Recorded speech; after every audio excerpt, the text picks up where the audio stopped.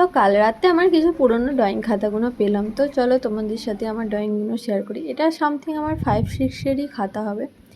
তো পুরনো ড্রয়িংগুলো দেখে খুবই হাসি লাগছিলো। তো তখন দিয়ে আমার দর্শন রাবলকে খুবই পছন্দ ছিল কিন্তু।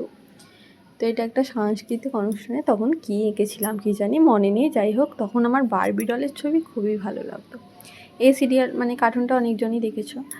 তো সামথিং ইস মা তখন কী সব আঁকছি তখন অত মনে নেই, তোমরা খারাপ ভেবো না এগুলো দেখে।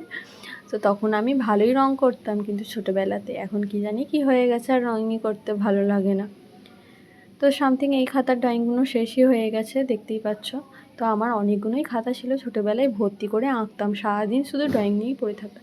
রাস্তার ওপর দিয়ে গাড়ি চলে যাচ্ছে, মানে ঘরের মাথা দিয়ে, হায় হায় কি আঁকা ড্রয়িং করেছিলাম।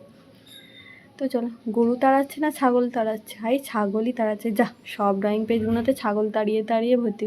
এটা সামথিং আমি একটা কম্পিটিশানে ড্রয়িং করবো বলেই আঁকছিলাম, তখন ওয়াটার কালারটা আমি ভালোই শিখেছিলাম কিন্তু নিজে থেকে, এবং সেই কম্পিটিশানটায় আমি বলি আমি সেকেন্ড প্রাইজ পেয়েছিলাম।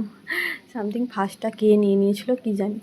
তো তখন আমি মোম কালারও খুব সুন্দরই করতাম। ইউটিউব দেখে দেখে আমি ওয়াটার কালারটা বেশি শিখেছিলাম কিন্তু তেমন ভালো পারিনি। তো এই ড্রয়িং খাতাটায় আমি সামথিং পেন্সিল স্কেচ করেছিলাম, যতটা পেন্সিল স্কেচ শেখারও তখন প্রচুর আগ্রহ ছিল, যা পাত্তা করে গেছি, মানে করতে হয় করে। মা আমাকে কে প্রপোজ করছে, এটা আমার স্বপ্নই ছিল।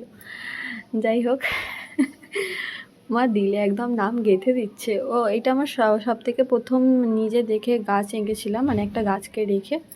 তো জানি না কেমন হয়েছিল, কেউ তো বলারও ছিল না তখন, সামথিং ভালোই হয়েছিল আমার যেহেতু মনে হয়।